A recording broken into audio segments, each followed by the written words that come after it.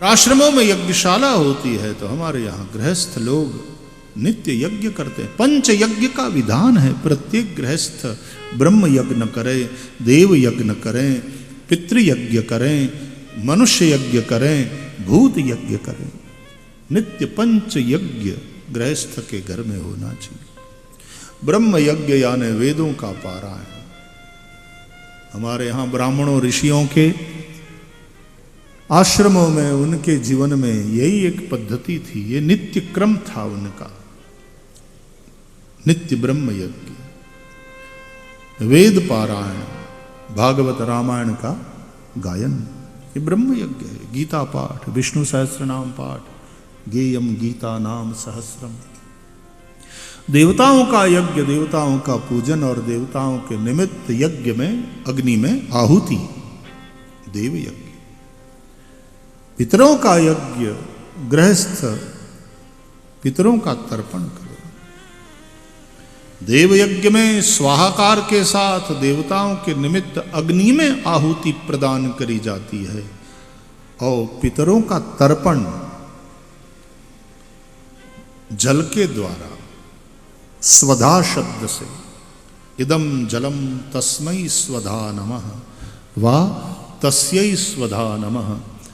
हाथ में दर्भ पकड़कर जल में तिल इत्यादि डालकर, पुष्प इत्यादि डालकर, तुलसी इत्यादि पधराकर, चंदन छिड़क और उस जल से पितरों का तर्पण किया जाता है स्वधा शब्द से। लेकिन पितरों का पूजन करते समय तर्जनी, ये पहले वाली फिंगर से हम चंदन करते हैं, टीका लगाते हैं। और ये पितृतीर्थ है, दाहिना अंगूठा। तो अंजलि में जल भर करके दाहिने अंगूठे से जल छोड़ना चाहिए। इदम जलम तस्मै स्वधा नमः। तो ये पितरों का यज्ञ है, पितरों का तर्पण। देव यज्ञ, ब्रह्म यज्ञ, देव यज्ञ, पितृयज्ञ। चौथा मनुष्य यज्ञ।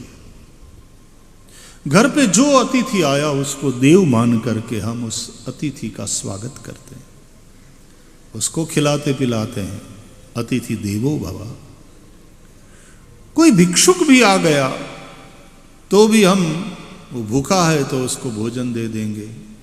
कुछ न कुछ वस्त्र है, पैसा है, हम दान करते हैं। तो गरीबों में बांटते हैं, भूखों को भोजन कराते हैं। मनुष्य यज्ञ। और हम अन्य प्राणियों को भूल जाएं, ये भी ठीक नहीं है। इसलिए गायों को घास चारा, पशुओं को घास खिलाओ, पंछियों को दाना। गर्मी के दिनों में पंछियों को पानी पिलाने के लिए भी एक पात्र में पानी भर करके उसको कहीं ना कहीं रख लेते हैं या लटकाते हैं। भूत यज्ञ। हम चींटियों को भी आटा डालते हैं, हम मछलियों को कुछ खिलाते हैं। भूत यज्ञ। तो गृहस्थ को चाहिए ये 5 यज्ञ नित्य करें।